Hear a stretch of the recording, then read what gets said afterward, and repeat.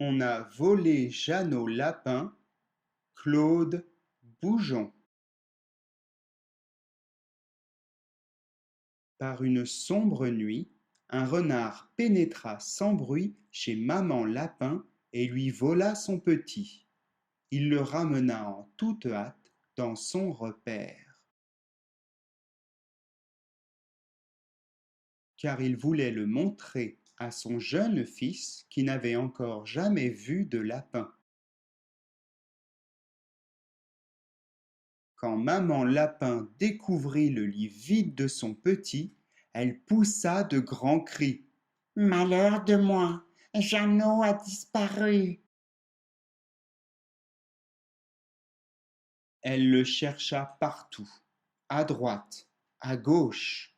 Elle grimpa même sur une colline pour scruter les alentours. Hélas, pas le moindre petit bout d'oreille ne se montrait à l'horizon. Folle d'angoisse, elle interrogea ses voisins. Elle demanda à la souris. N'as-tu pas vu cette nuit mon Jeannot se promener? Pas eu le temps, Répondit le petit animal. j'ai passé toute cette nuit à fuir un grand oiseau qui voulait me manger. J'en suis encore tout essoufflée. Elle demanda à l'écureuil. N'as-tu pas vu cette nuit passer mon tout petit?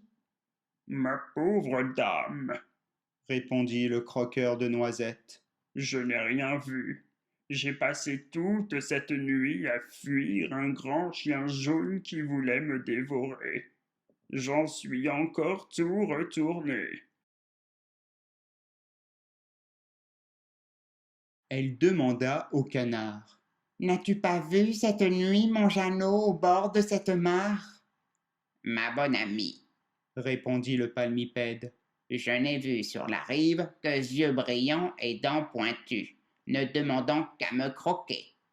Je n'ai aperçu, je l'assure, aucun végétarien. Maman Lapin rentra chez elle en pleurs. Chacun ses problèmes, Pensait-elle. mais ceux des lapins ne sont pas minces.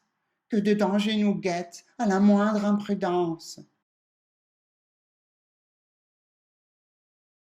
Pendant ce temps, Maître Renard donnait une leçon à son fiston. Ceci est un lapin, disait-il, et nous autres renards, nous aimons les lapins, parce que c'est bon et que ça nous remplit le bidon. C'est par les oreilles qu'on les attrape, poursuivit-il. C'est fait exprès, comme la poignée pour une valise. Maintenant, je vais faire un tour et pendant ce temps, exerce-toi à l'attraper par ses extrémités. Le petit renard essaya 10 fois, 20 fois, mais sans succès. À tous les coups, Jeannot se retrouvait par terre. Ses sacrées oreilles glissaient comme savon.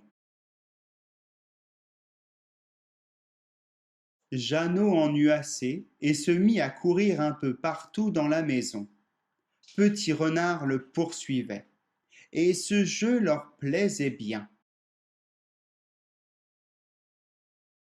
Puis ils se firent des prises de catch, pour rire, se lancèrent dans des galipettes effrénées, sautèrent sur le matelas, firent des concours de sauts en hauteur, et tombèrent épuisés dans les bras l'un de l'autre. C'est à ce moment que Maître Renard rentra de sa promenade. Quoi? Comment? Que vois-je? S'écria-t-il en colère. Mon fils fraternise avec un lapin. C'est un scandale. Je t'avertis, poursuivit-il, tu n'y couperas pas. Demain tu croqueras dans ce lapin. En attendant, va te coucher. Le petit renard ne trouva pas le sommeil. Moi, Se dit-il, croquer dans mon copain, jamais. puis sans tenir compte des punitions qu'il pourrait endurer, quand tout fut endormi dans la maison, il libéra Jeannot. On se reverra. Chuchota ce dernier en prenant ses jambes à son cou. Il retourna au plus vite chez maman Lapin, qui l'accueillit à bras ouverts. C'est un miracle, Ne cessait-elle de répéter. c'est un miracle. Puis les jours reprirent leur cours normal.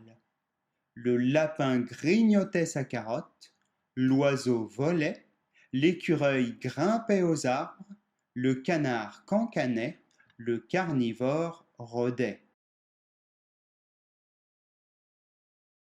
Pourtant, au cœur de la nuit, certains croyaient voir des choses bizarres. Deux ombres gambadaient dans la campagne et s'amusaient follement. L'une ressemblait à un lapin, l'autre à un renard. Mais qui peut croire ça?